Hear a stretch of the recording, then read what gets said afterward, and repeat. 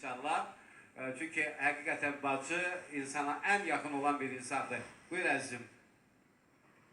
Çox sağ olun, Allah verdi mənə. Axşamınız xeyir olsun əziz qonaqlar, hamınız xoş gəlmişsiniz.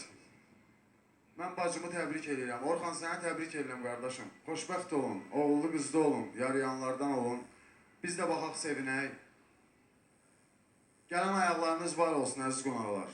Mən arzu edirəm ki, burada əyləşən bütün qonaqların qapısında ancaq xeyir işlər olsun, şərdən uzaq olasınız, Allahın nəzarı altında olasınız inşallah. Allah qorusun hamınızı.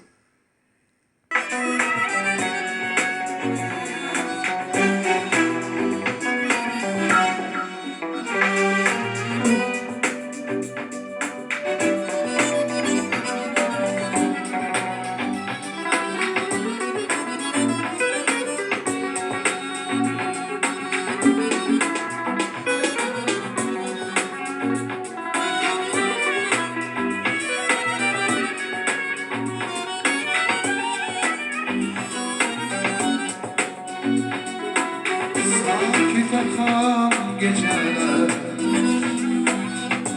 kulak neler danışır.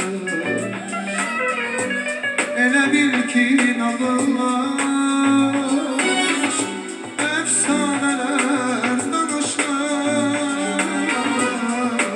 Elə bil ki nağıllar, efsaneler danışır. Sirlerle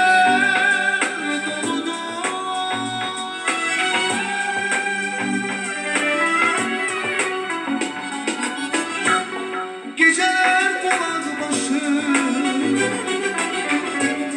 onun zümzümesini, gecelerin sirdaşı, gecelerin sirdaşı, sirlerle doludur.